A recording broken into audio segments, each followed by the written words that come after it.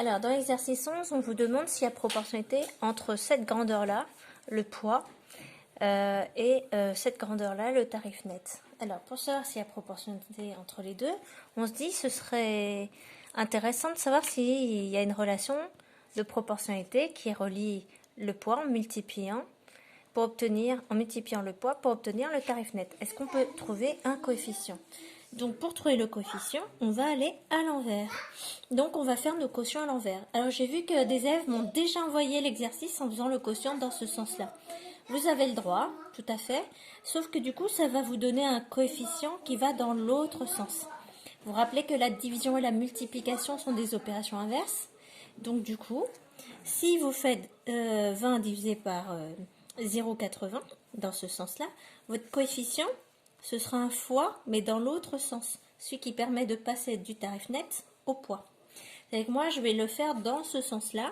Donc du coup, pour avoir le coefficient, je vais faire l'opération inverse. Je vais faire 0,80 divisé, donc je recule, par 20. Et donc 0,80 divisé par 20, ça me donne 0,04. Et ici, pareil, je vais faire 1,60 divisé par 100. Alors 1,60 divisé par 100, vous vous rappelez, pour diviser par 100, il suffit de décaler la virgule de 2 rangs, 1, 2, vers la gauche.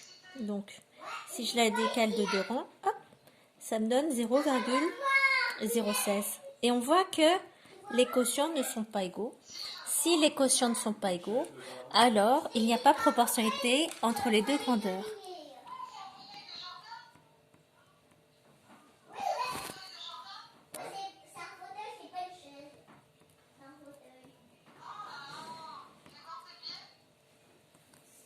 Le poids n'est pas proportionnel